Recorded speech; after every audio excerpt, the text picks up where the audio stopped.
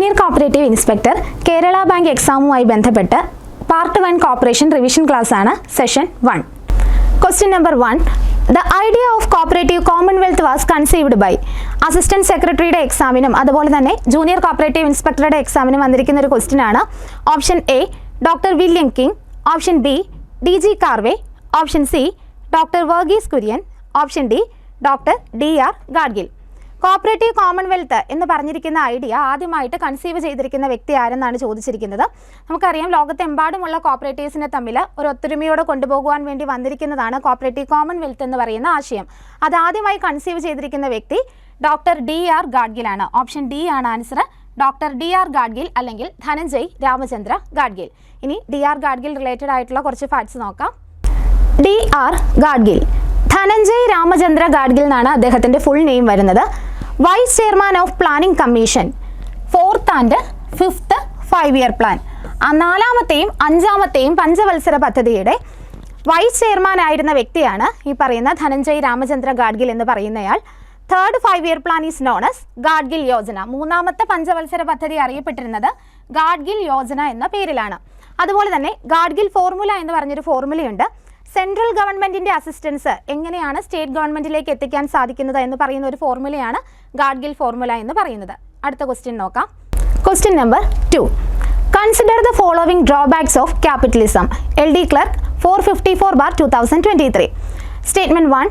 There is unfair unequal distribution of income and wealth. Statement 2.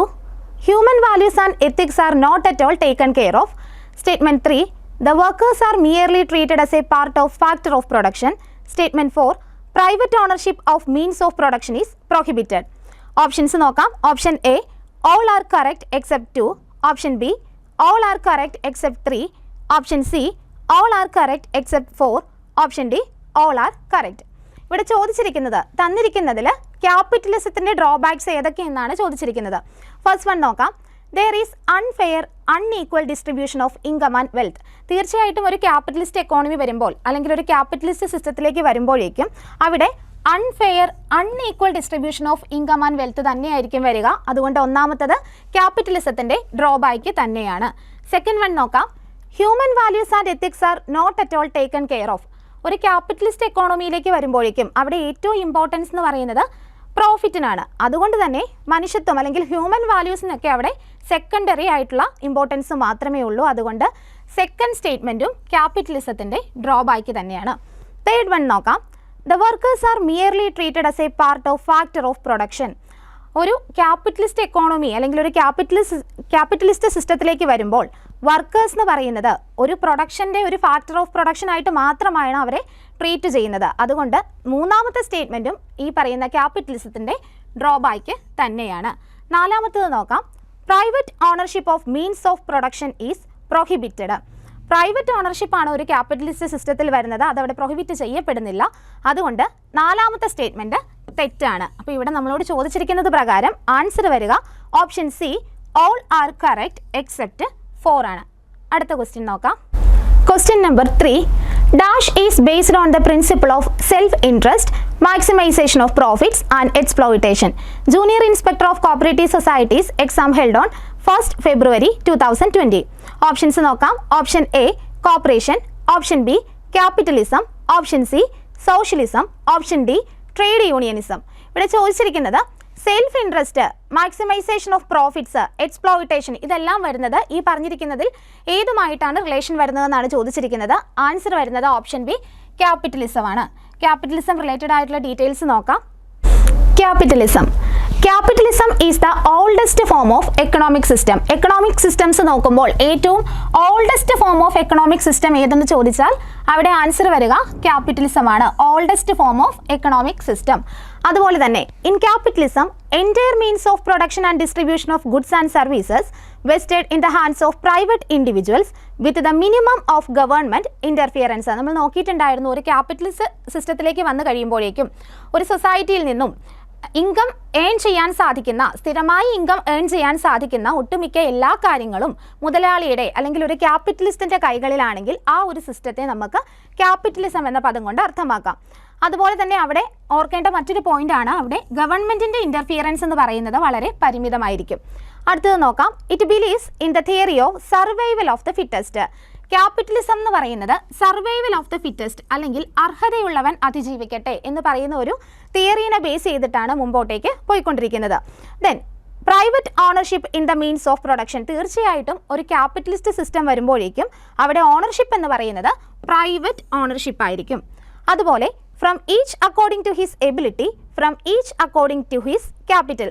ഒരു capitalist സിസ്റ്റത്തിൽ ഓരോ വ്യക്തികളും അദ്ദേഹത്തിൻ്റെ എബിലിറ്റീനെയും അദ്ദേഹം കോൺട്രിബ്യൂട്ട് ചെയ്യുന്ന ക്യാപിറ്റലിനെയും ബേസ് ചെയ്തുകൊണ്ടായിരിക്കും മുമ്പോട്ട് പോവുക.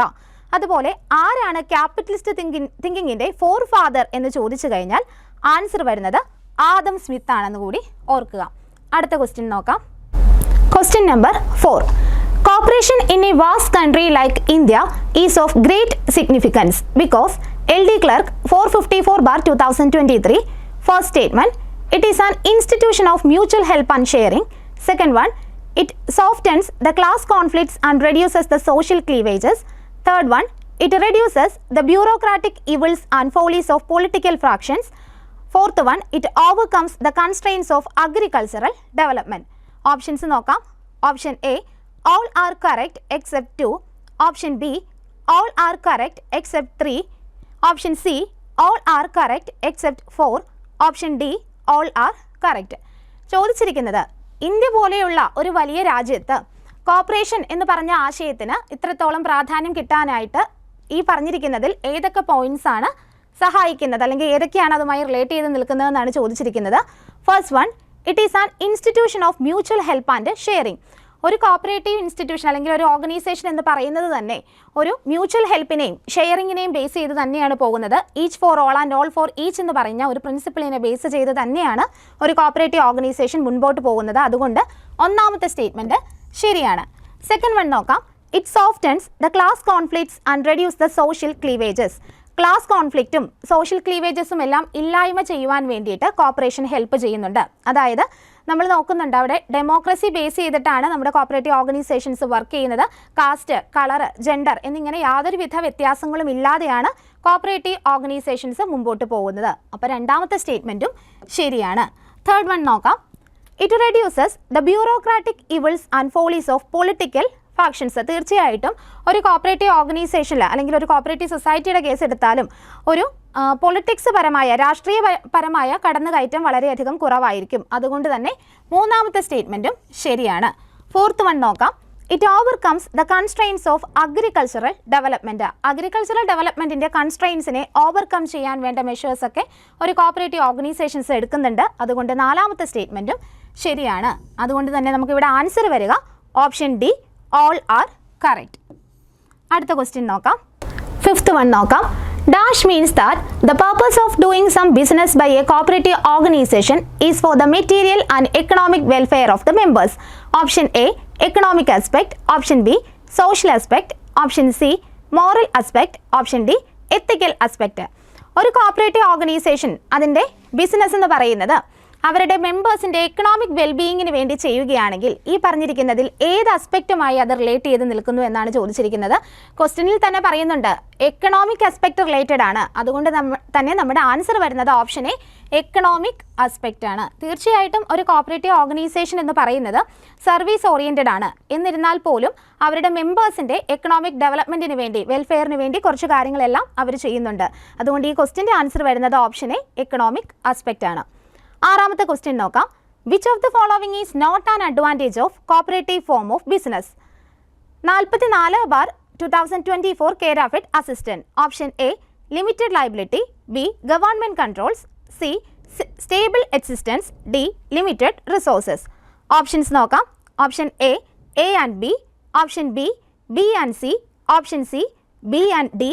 Option D, C only.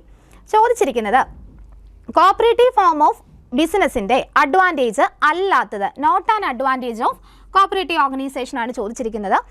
നോക്കാം. First one, limited liability. ഒരു കോപ്പറേറ്റീവ് സൊസൈറ്റിനെ വെച്ച് നോക്കുമ്പോൾ അവരുടെ ലയബിലിറ്റി എന്ന് പറയുന്നത് ലിമിറ്റഡ് ആണ്. Second one, government controls. Government controls ഒരു പരിധി വരെ കോപ്പറേറ്റീവ് സൊസൈറ്റീസിൽ കുറവാണ്. അതുകൊണ്ട് സെക്കൻഡ് വൺ തെറ്റാണ്. തേർഡ് വൺ നോക്കാം. Stable existence. ഒരു കോപ്പറേറ്റീവ് സൊസൈറ്റിക്ക് സ്ഥിരമായ അല്ലെങ്കിൽ ഒരു സ്റ്റേബിൾ എക്സിസ്റ്റൻസ് ഉണ്ട്. അതുകൊണ്ട് തേർഡ് വൺ ശരിയാണ്. Fourth one, limited resources. Cooperative സൊസൈറ്റീസിന് റിസോഴ്സസ് എന്ന് പറയുന്നത് വാസ്റ്റ് റിസോഴ്സസ് ആണ്. അതുകൊണ്ട് തന്നെ ഫോർത്ത് വൺ തെറ്റാണ്. അപ്പോൾ ഇവിടെ ചോദിച്ചിരിക്കുന്നത് നോട്ട് ആൻ അഡ്വാൻറ്റേജ് ആണ്. ആൻസർ വരിക option C, B and D ആണ്. അടുത്ത ക്വസ്റ്റ്യൻ നോക്കാം. 7ാമത്തെ ക്വസ്റ്റ്യൻ നോക്കാം. A person whose morality is reflected in his willingness to do the right thing even if it is hard or dangerous. 1049/2024. Option A social, option B equality, option C democratic, option D ethical. ക്വസ്റ്റിനിൽ പറഞ്ഞിരിക്കുന്നത് ഒരു വ്യക്തി ഒരു കാര്യം ചെയ്യാൻ പോവുകയാണ്. അപ്പോൾ അത് വളരെയേറെ ബുദ്ധിമുട്ടേറിയതും ഡേഞ്ചറസുമാണ്. എന്നിരുന്നാൽ പോലും അത് തന്നെയാണ് ശരിയെന്ന് മനസ്സിലാക്കിക്കൊണ്ട് അദ്ദേഹത്തിൻ്റെ മോറാലിറ്റി മൂലം അദ്ദേഹം ആ കാര്യം തന്നെ ചെയ്യാൻ പോകുന്നു.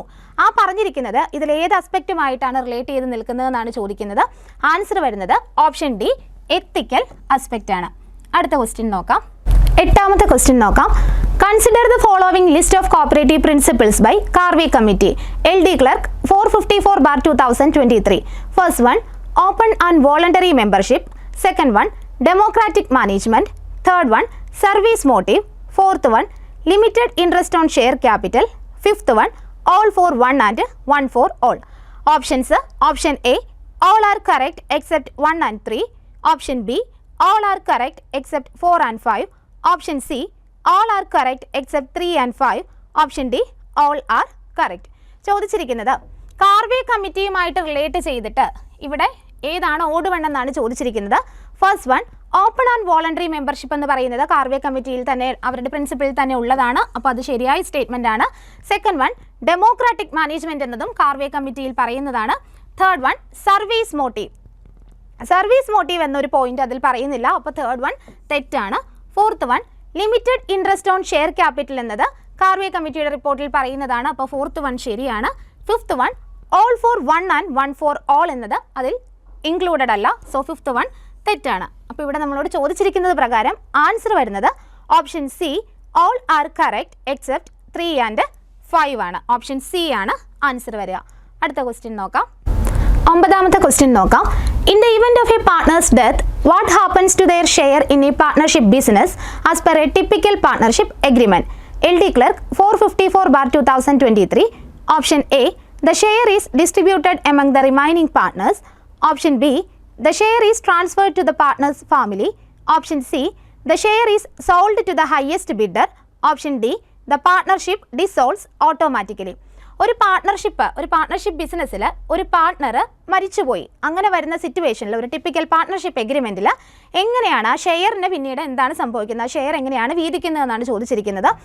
Option A, the share is distributed among the remaining partners ആണ് കറക്റ്റ് ആയിട്ടുള്ള ആൻസർ വരുന്നത്.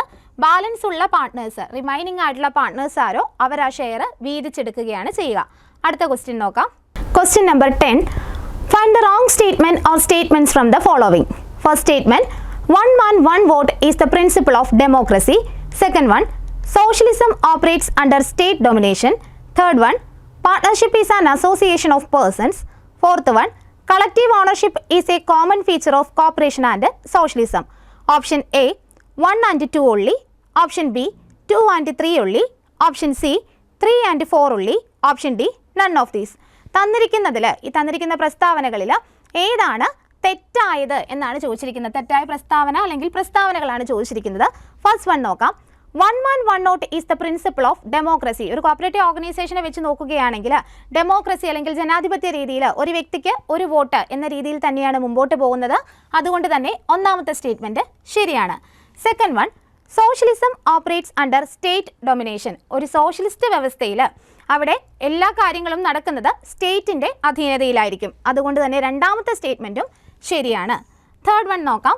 Partnership is an association of persons. പേഴ്സൺസിൻ്റെ അസോസിയേഷൻ തന്നെയാണ് partnership. They are collectively called as firms. അപ്പോൾ തേർഡ് സ്റ്റേറ്റ്മെൻറ്റും ശരിയാണ്. ഫോർത്ത് വൺ നോക്കാം. Collective ownership is a common feature of cooperation and socialism. കോപ്പറേഷനിലും സോഷ്യലിസത്തിലും കളക്റ്റീവ് ഓണർഷിപ്പ് തന്നെയാണ് വരുന്നത്. അതുകൊണ്ട് തന്നെ അത് അവയുടെ കോമൺ ഫീച്ചർ തന്നെയാണ്. അപ്പോൾ ഫോർത്ത് വണ്ണും ശരിയാണ്. ഇവിടെ ചോദിച്ചിരിക്കുന്നത് തെറ്റായ സ്റ്റേറ്റ്മെൻറ്റ് അല്ലെങ്കിൽ സ്റ്റേറ്റ്മെൻറ്റ്സ് ആണ്. എല്ലാ സ്റ്റേറ്റ്മെൻറ്റ്സും ശരിയാണ്. അതുകൊണ്ട് തന്നെ ആൻസർ വരിക option D, none of these ആണ്. അടുത്ത ക്വസ്റ്റ്യൻ നോക്കാം. 11th ക്വസ്റ്റ്യൻ നോക്കാം.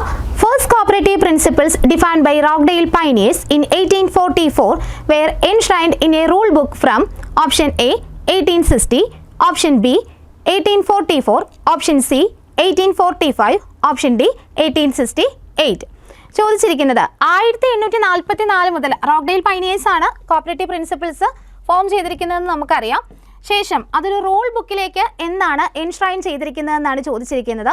ആൻസർ വരുന്നത് 1860. ഓപ്ഷൻ എ 1860 ആണ് ആൻസർ ആയിട്ട് വരിക. അടുത്ത ക്വസ്റ്റ്യൻ നോക്കാം. 12th ക്വസ്റ്റ്യൻ നോക്കാം.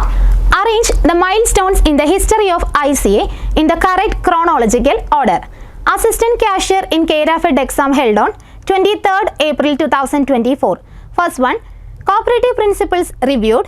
Second one, ICA confirms its political neutrality. Third one, ICA moves to Geneva. Fourth one, UN grants consultative status to ICA.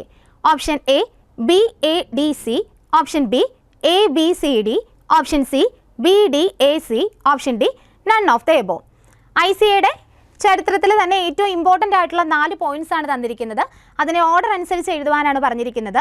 Cooperative principles ICA review ചെയ്തിരിക്കുന്നത് 1934 to 1937 പീരീഡിലാണ്. ആദ്യമായി Rochdale pioneers ആണ് cooperative principles form ചെയ്തത് 1844. ശേഷം 34-37 പീരീഡിലാണ് ICA principle review ചെയ്യുന്നത്. അപ്പം നമുക്ക് ഇവിടുന്ന് 1937 opt ചെയ്യാം. Second one, ICA confirms it's political neutrality. ICA അവരുടെ പൊളിറ്റിക്കൽ ന്യൂട്രാലിറ്റി എന്നാണ് കൺഫേം ചെയ്തതെന്നാണ് ചോദിച്ചിരിക്കുന്നത്. ആൻസർ വരുന്നത് 1896. അതായത് പൊളിറ്റിക്കൽ ന്യൂട്രാലിറ്റി എന്നതുകൊണ്ട് ഉദ്ദേശിക്കുന്നത് ഇപ്പോൾ ICA ഫോം ചെയ്തിരിക്കുന്നത് തന്നെ ലോകത്തെമ്പാടുമുള്ള കോപ്പറേറ്റീവ്സിനെ ഒരു ഐക്യത്തോടെ കൊണ്ടുപോവുക എന്നൊരു ലക്ഷ്യത്തോടെയാണ്. അപ്പം വിവിധ രാജ്യങ്ങൾക്ക് പൊളിറ്റിക്സ് പരമായി വിവിധ ആശയങ്ങളായിരിക്കും. അതുകൊണ്ട് തന്നെ ICA എന്ന് പറയുന്നത് പൊളിറ്റിക്കലി ന്യൂട്രലായി നിൽക്കുക എന്ന രീതിയിൽ അവരുടെ പൊളിറ്റിക്കൽ ന്യൂട്രാലിറ്റി കൺഫേം ചെയ്തിരിക്കുന്നത് 1896.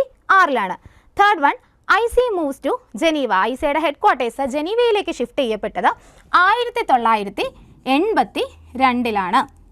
നമുക്കറിയാം ICA ഫോം ചെയ്തപ്പോൾ ഹെഡ് ക്വാർട്ടേഴ്സ് എന്ന് പറയുന്നത് ലണ്ടനിലായിരുന്നു. ശേഷം അവിടെ നിന്നും 1982 ജനീവയിലേക്ക് ഷിഫ്റ്റ് ചെയ്യപ്പെട്ടു.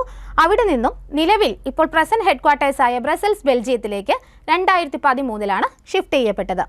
Then fourth one, UN grants consultative status to ICA. UN എന്നാണ് ICAക്ക് കൺസൾട്ടേറ്റീവ് സ്റ്റാറ്റസ് പ്രൊവൈഡ് ചെയ്തിരിക്കുന്നതെന്ന് ചോദിച്ചാൽ 1946. അപ്പോൾ ഇതനുസരിച്ച് നമ്മുടെ ആൻസർ വരിക option A, B, A, D, C ആണ്. അടുത്ത ക്വസ്റ്റ്യൻ നോക്കാം. 13ാമത്തെ ക്വസ്റ്റ്യൻ നോക്കാം.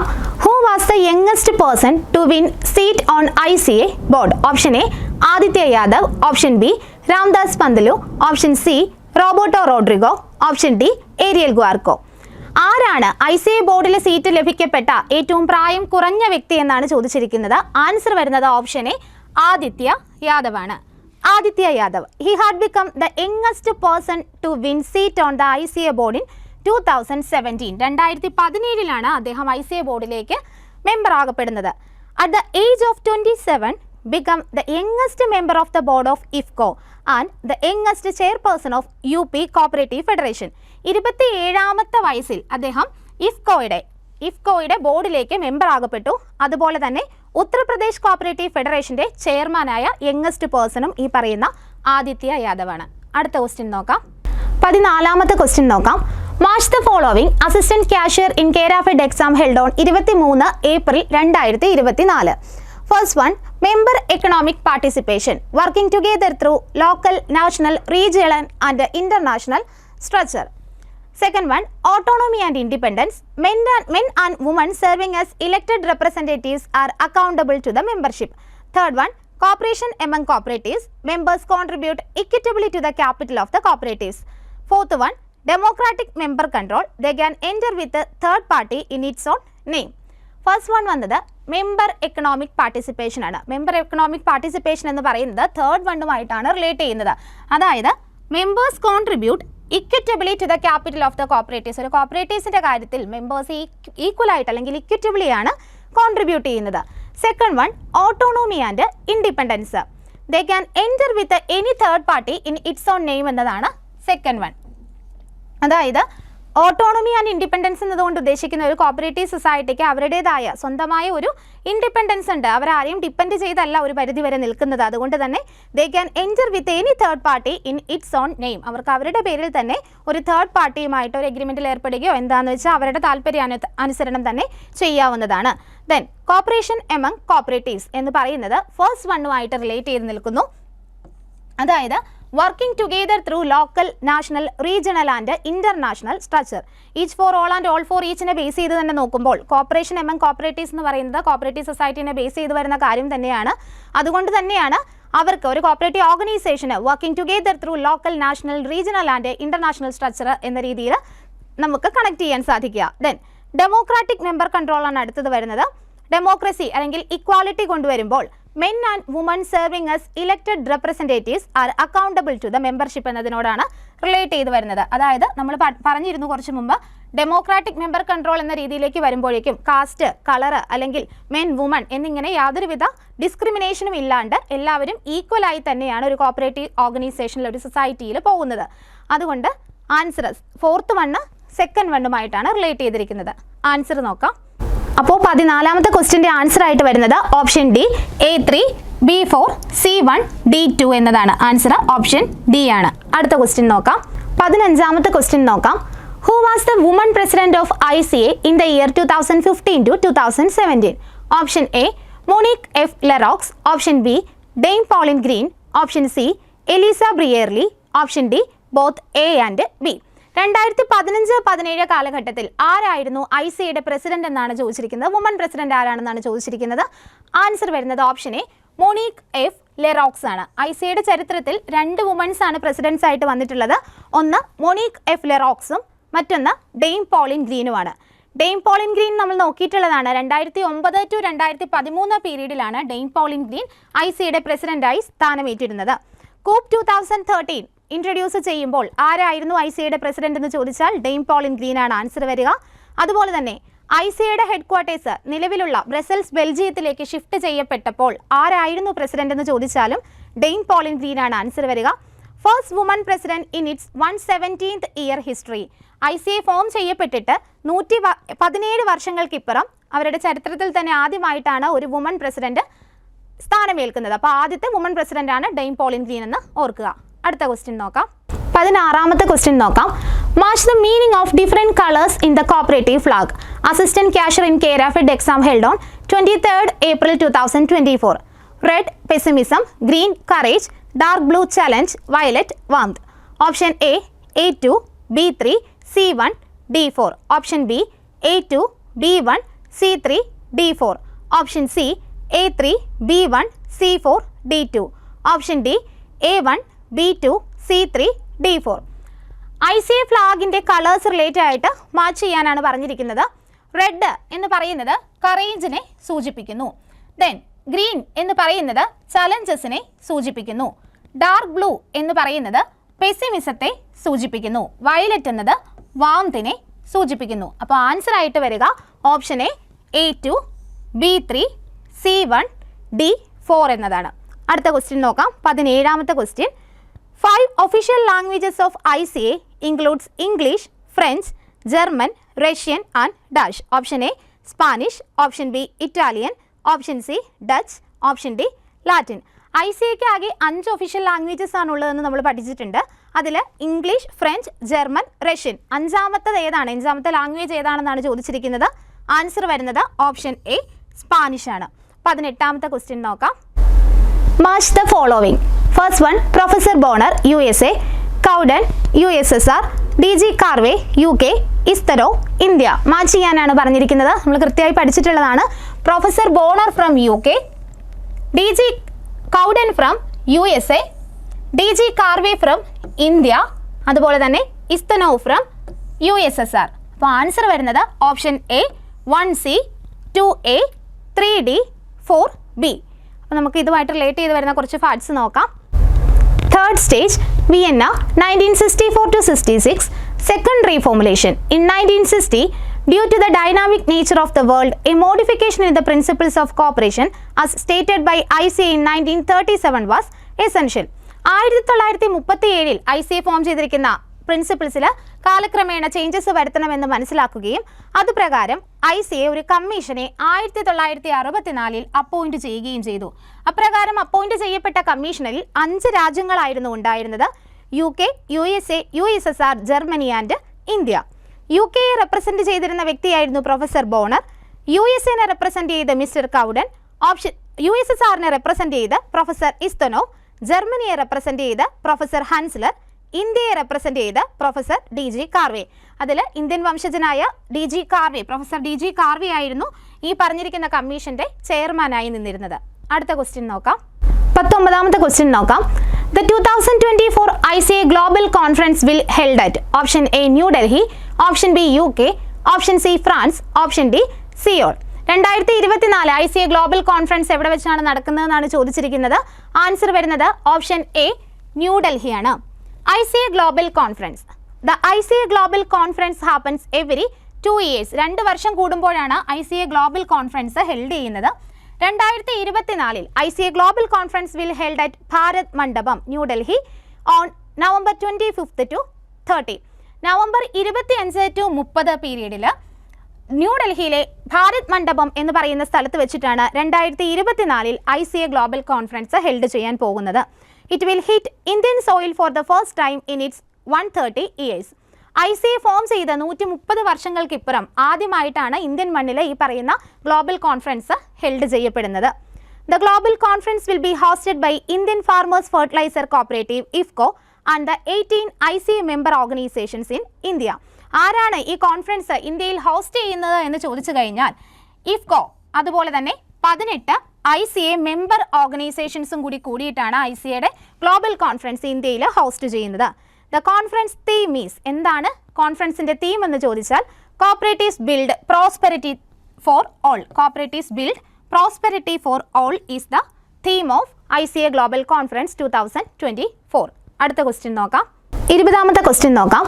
ICA Asia and Pacific Office established in Option A 14th November 1916, Option B 14th November 1966, Option C 15th November 1966, Option D 12th November 1960. ICA Asia Pacific Office, ICAയുടെ regional ഓഫീസസിൽ Asia Pacific office എന്നാണ് establish ചെയ്തിരിക്കുന്നതെന്നാണ് ചോദിച്ചിരിക്കുന്നത്. Answer വരുന്നത് option A 14th November 1916. ICAയ്ക്ക് 4 regional offices ആണ് വരുന്നത്. അതിൽ ആദ്യത്തത് ICA Asia Pacific office, ICA Europe, ICA AP 1990. ICA regional office and education centre എന്നാണ് ഫോം ചെയ്യപ്പെട്ടപ്പോൾ ഏഷ്യ പസഫിക് ഓഫീസ് അറിയപ്പെട്ടിരുന്നത്. നിലവിൽ അറിയപ്പെടുന്ന പേരാണ് ICA AP അല്ലെങ്കിൽ ഏഷ്യ പസഫിക് എന്നുള്ളത്. എസ്റ്റാബ്ലിഷ് ചെയ്തിരിക്കുന്നത് November 14, 1960. ഹെഡ് ക്വാർട്ടേഴ്സ് വരുന്നത് ബോണോ ഹൗസ്, ന്യൂഡൽഹിയിലാണ്. ഇനാഗുറേറ്റ് ചെയ്തിരിക്കുന്നത് നമ്മുടെ പ്രധാനമന്ത്രിയായിരുന്ന ജവഹർലാൽ നെഹ്റു ആണ്. അതുപോലെ തന്നെ പ്രസിഡന്റ് 2024 പ്രസിഡന്റ് ആരെന്ന് ചോദിച്ചാൽ ചന്ദ്രപാൽ സിംഗ് യാദവ് ആണ് ആൻസർ വരിക. അടുത്ത ക്വസ്റ്റ്യൻ നോക്കാം. 21ാമത്തെ ക്വസ്റ്റ്യൻ നോക്കാം. Which of the following cooperative education agency provides training and education to the trainers of corporation? LD Clerk 454/2023. Option A NCCT, Option B NCUI, Option C ICM, Option D NCCE. തന്നിരിക്കുന്നതിൽ ഏത് ഇൻസ്റ്റിറ്റ്യൂഷനാണ്, ഏത് cooperative education ഏജൻസിയാണ് cooperative സെക്ടേഴ്സിലെ ട്രെയിനേഴ്സിന് അല്ലെങ്കിൽ പരിശീലകർക്ക് പരിശീലനം നൽകുന്നതെന്നാണ് ചോദിച്ചിരിക്കുന്നത്. Option A NCCT, option B NCUI, option C ICM, option D NCCE. Answer വരുന്നത് option D NCCE ആണ്. NCCE അഥവാ national centre for cooperative education establish ചെയ്തിരിക്കുന്നത് 1958. ഹെഡ് ക്വാർട്ടേഴ്സ് വരുന്നത് ന്യൂഡൽഹിയിലാണ്. The NCCE was primarily established with the name All India Cooperative Instructors Training Center in 1958.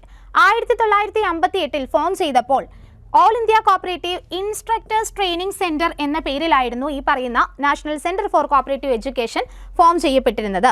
The national centre for cooperative education was established in 1958 for organizing cooperative education programs for capacity building of the cooperative leadership and personnel. Cooperative സെക്ടേഴ്സിലെ ലീഡർഷിപ്പിന് അല്ലെങ്കിൽ നേതൃത്വം നൽകുന്ന വ്യക്തികൾക്ക് training കൊടുക്കാൻ, ട്രെയിനേഴ്സിന് training കൊടുക്കുവാൻ വേണ്ടിയിട്ടാണ് ഈ പറയുന്ന NCCE ഫോം ചെയ്യപ്പെട്ടിരിക്കുന്നത്. അടുത്ത ക്വസ്റ്റ്യൻ നോക്കാം.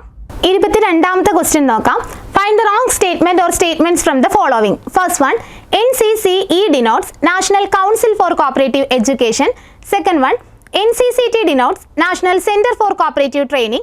Third one, Committee for Cooperative Training CCT was replaced by the NCCT, a body created under Bylaw 16A of NCUY in 1976.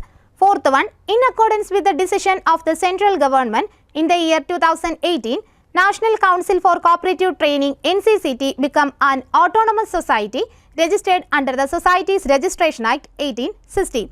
Option A 1 and 2 only, option B 2 and 3 only, option C 4 only, option D 2 only. തന്നിരിക്കുന്നതിൽ നിന്നും തെറ്റായ statement അല്ലെങ്കിൽ statements ആണ് ചോദിച്ചിരിക്കുന്നത്. First one നോക്കാം. NCCE denotes National Council for Cooperative Education. National council അല്ല വരിക, national centre ആണ് വരിക. National centre for cooperative education ആണ്. Second one, NCCT denotes National Center for Cooperative Training. National council for cooperative training ആണ് NCCT വരിക. അപ്പോൾ ഒന്നാമത്തെയും രണ്ടാമത്തെയും സ്റ്റേറ്റ്മെന്റ്സ് തെറ്റാണ്. തേർഡ് വൺ നോക്കാം. Committee for Cooperative Training CCT was replaced by the NCCT, a body created under Bylaw 16A of NCUY in 1976. ശരിയായ statement ആണ്. Fourth one, in accordance with the decision of the central government in the year 2018, National Council for Cooperative Training NCCT become an autonomous society registered under the Societies Registration Act 1860. ശരിയായ statement തന്നെയാണ്. ഇവിടെ ചോദിച്ചിരിക്കുന്നത് തെറ്റായ statement അല്ലെങ്കിൽ statements ആണ്. ഒന്നാമത്തെയും രണ്ടാമത്തെയും statement ആണ് തെറ്റായിട്ടുള്ളത്. അപ്പം ഓപ്ഷൻ എ ആണ് റൈറ്റ് ആൻസർ ആയിട്ട് വരിക. അടുത്ത ക്വസ്റ്റ്യൻ നോക്കാം. 23ാമത്തെ ക്വസ്റ്റ്യൻ നോക്കാം. First bakery and confectionery unit of Milma is situated at option A Thiruvananthapuram, option B Thrissur, option C Palakkad, option D Idukki. First നമ്മുടെ മിൽമയുടെ ആദ്യത്തെ ബേക്കറി അല്ലെങ്കിൽ കൺഫെക്ഷണറി യൂണിറ്റ് എവിടെയാണ് സിറ്റുവേറ്റ് ചെയ്യുന്നതെന്നാണ് ചോദിച്ചിരിക്കുന്നത്. ആൻസർ വരുന്നത് ഓപ്ഷൻ ബി തൃശ്ശൂർ. തൃശ്ശൂർ ചാലക്കുടി എന്ന് പറയുന്ന സ്ഥലത്താണ് മിൽമയുടെ ആദ്യത്തെ ബേക്കറി കൺഫെക്ഷണറി യൂണിറ്റ് വന്നിരിക്കുന്നത്. Milma Kerala cooperative milk marketing federation KCMMF register ചെയ്തിരിക്കുന്നത് 1980 ഏപ്രിലാണ്. ഹെഡ് ക്വാർട്ടേഴ്സ് വരുന്നത് തിരുവനന്തപുരത്താണ്. ആദ്യത്തെ ചെയർമാൻ എന്ന് പറയുന്നത് S നാഗരാജനാണ്. പ്രസന്റ് ചെയർമാൻ KS മണി. ഇനി ട്രെയിനിങ് സെൻറ്റർ, മിൽമയ്ക്കൊരു ട്രെയിനിങ് സെൻറ്റർ ഉണ്ട്, അത് തൃശ്ശൂരാണ് സിറ്റുവേറ്റ് ചെയ്യുന്നത്. സെൻട്രൽ പ്രോസസ്സിംഗ് യൂണിറ്റ് ആണെങ്കിൽ ആലപ്പുഴ പുന്നപ്ര എന്ന് പറയുന്ന സ്ഥലത്താണ്. 3 ടയർ സ്ട്രക്ചറാണ് മിൽമയ്ക്കുള്ളത്. അതുപോലെ തന്നെ മിൽമയുടെ പബ്ലിക്കേഷനാണ് ക്ഷീര സന്ദേശം എന്ന് പറയുന്നത്. അടുത്ത ക്വസ്റ്റ്യൻ നോക്കാം. 24ാമത്തെ ക്വസ്റ്റ്യൻ നോക്കാം. Find the correct statement or statements from the following based on Amul. First one, Tribhuvandas Krishibhai Patel was the co-founder of Amul. Second one, Amul Patrika is the publication of Amul. Third one, the word Amul is derived from Latin word amulia, which means priceless or precious. Fourth one, guidance given by Sardar Vallabhai Patel. Option A 2 and 3 only, option B 2 only, option C all are wrong, option D all are correct. ചോദിച്ചിരിക്കുന്നത് ശരിയായ statement അല്ലെങ്കിൽ statements ആണ് ചോദിച്ചിരിക്കുന്നത്. First one, Tribhuvandas Krishibhai Patel was the co founder of Amul. തെറ്റായ statement ആണ്. ത്രിഭുവൻദാസ് കൃഷിഭായ് പട്ടേൽ എന്ന് പറയുന്നത് അമൂലിന്റെ founder ആണ്. കോ ഫൗണ്ടർ ആയിട്ട് വരുന്നത് വർഗീസ് കുര്യൻ ആണ്. Second one, Amul Patrika is the publication of Amul. അമൂലിന്റെ പബ്ലിക്കേഷൻ തന്നെയാണ് അമൂൽ പത്രിക എന്ന് പറയുന്നത്. Third one, the word Amul is derived from Latin word amulya which means priceless or precious. Amul എന്ന് പറയുന്ന വേർഡ് ഡെറീവ് ചെയ്തിരിക്കുന്നത് ലാറ്റിൻ വേർഡായ അമൂല്യ എന്ന് പറയുന്ന പദത്തിൽ നിന്നുമല്ല, സാൻസ്ക്രിറ്റ് വേർഡായ അമൂല്യ എന്ന പദത്തിൽ നിന്നുമാണ് അമൂൽ എന്ന വേർഡ് ഡെറീവ് ചെയ്തിരിക്കുന്നത്. Fourth one, guidance given by Sardar Vallabhbhai Patel. തെറ്റായ സ്റ്റേറ്റ്മെന്റ് ആണ്. സർദാർ വല്ലഭായ് പട്ടേൽ അല്ല, മൊറാർജി ദേശായിയുടെ ഗൈഡൻസിൽ നിന്നുമാണ് അമൂല് ഫോം ചെയ്യപ്പെട്ടിരിക്കുന്നത്. തേർഡ് സ്റ്റേറ്റ്മെന്റും തെറ്റായിരുന്നു. അപ്പോൾ ഇവിടെ വരുന്നത് 1, 3, 4 തെറ്റാണ്. ചോദിച്ചിരിക്കുന്നത് കറക്റ്റ് സ്റ്റേറ്റ്മെന്റ് ആണ്. അതുകൊണ്ട് തന്നെ ആൻസർ വരിക ഓപ്ഷൻ ബി 2 only. ഇതുമായി റിലേറ്റ് ചെയ്ത് വരുന്ന കുറച്ച് ഫാക്ട്സ് നോക്കാം. അമൂൽ അഥവാ Anand milk union limited establish ചെയ്തിരിക്കുന്നത് ഡിസംബർ 14, 1946 ആരാണ് അമൂലിന്റെ ഫൗണ്ടർ എന്ന് ചോദിച്ചാൽ ത്രിഭുവൻദാസ് കൃഷിഭായ് പട്ടേലാണ് വരിക. കോ ഫൗണ്ടർ എന്ന് പറയുന്നത് വർഗീസ് കുര്യനാണ്. അദ്ദേഹം തന്നെയായിരുന്നു സെക്കൻഡ് ചെയർമാനായി വന്നതും.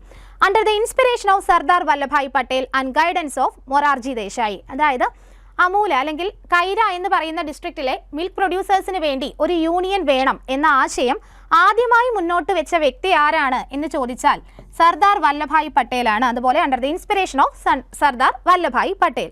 ഇനി ആരുടെ ഗൈഡൻസ് പ്രകാരമാണ്, അല്ലെങ്കിൽ അദ്ദേഹം സർദാർ വല്ലഭായ് പട്ടേൽ അതിനുവേണ്ടി ഡെപ്യൂട്ട് ചെയ്ത വ്യക്തി ആരെന്ന് ചോദിച്ചാൽ ആൻസർ വരിക മൊറാർജി ദേശായി ആണ്. അടുത്ത ക്വസ്റ്റ്യൻ നോക്കാം. 25ാമത്തെ ക്വസ്റ്റ്യൻ നോക്കാം. SPCS was registered on option A 30th April 1945, option B 12th April 1945, option C 14th April 1945, option D 15th April 1945. Answer വരിക SPCS അഥവാ Sahitya Pravarthaka cooperative society register ചെയ്യപ്പെട്ടിരിക്കുന്നത് 30th April 1945 ആണ്. SPCS റിലേറ്റ് ചെയ്ത് വരുന്ന കുറച്ച് ഫാക്ട്സ് നോക്കാം. SPCS അഥവാ Sahitya Pravarthaka cooperative society type. SPCS എന്ത് തരം സൊസൈറ്റി ആണെന്ന് പ്രീവിയസ് ചോദിച്ചിട്ടുള്ളതാണ്. പ്രൈമറി സൊസൈറ്റിയാണ് SPCS എന്ന് പറയുന്നത്. രജിസ്റ്റർ ചെയ്തത് നമ്മൾ ഓൾറെഡി കണ്ടു 30th April 1945 SPCSന്റെ ഹെഡ് ക്വാർട്ടേഴ്സ് വരുന്നത് കോട്ടയത്താണ്. ആദ്യത്തെ സെക്രട്ടറി കാരൂർ നീലകണ്ഠപിള്ളയാണ്. ഫസ്റ്റ് പ്രസിഡന്റ് എന്ന് പറയുന്നത് MP പോൾ. രജിസ്റ്റർ ചെയ്തിരിക്കുന്നത് ട്രാവൻകൂർ കോപ്പറേറ്റീവ് സൊസൈറ്റീസ് ആക്ട് 1914 പ്രകാരമാണ്. അതുപോലെ ഇമ്പോർട്ടൻ്റ് ആയിട്ടുള്ള പോയിന്റ് ആണ്, അവരുടെ മാഗസിനാണ് NBS ബുള്ളറ്റിൻ. മന്ത്ലി മാഗസിനാണ് NBS ബുള്ളറ്റിൻ എന്ന് പറയുന്നത്. ദെൻ അവർ റൺ ചെയ്യുന്ന ബുക്ക് സ്റ്റോളാണ് നാഷണൽ ബുക്ക് സ്റ്റോള്. അതുപോലെ SPCSന്റെ സിമ്പിൾ ഏതെന്ന് ചോദിച്ചാൽ ഡക്കാണ് ആൻസർ വരിക. 12 റൈറ്റേഴ്സ് ചേർന്ന് 120 രൂപ ഇനിഷ്യൽ ക്യാപിറ്റലോട് കൂടി ആരംഭിച്ച സംരംഭമാണ് ഈ പറയുന്ന SPCS എന്ന് പറയുന്നത്. അവർ പബ്ലിഷ് ചെയ്ത ആദ്യത്തെ പുസ്തകമാണ് തകഴിയുടെ കഥകൾ. തകഴിയുടെ കഥകളാണ് ആദ്യത്തെ പുസ്തകം. അവാർഡ് അവർ പ്രൊവൈഡ് ചെയ്യുന്ന അവാർഡാണ് അക്ഷര പുരസ്കാരം എന്ന് പറയുന്നത്. അക്ഷരം മ്യൂസിയം കോട്ടയം നാട്ടകത്താണ് സിറ്റുവേറ്റ് ചെയ്യുന്നത്. അതുപോലെ ഇമ്പോർട്ടൻ്റ് ആയിട്ട് നോക്കേണ്ടതാണ്, one and only writers cooperative society in the world. വേൾഡിലെ തന്നെ ഏക റൈറ്റേഴ്സ് കോപ്പറേറ്റീവ് സൊസൈറ്റിയാണ് ഈ പറയുന്ന SPCS എന്ന് പറയുന്നത്. Thank you.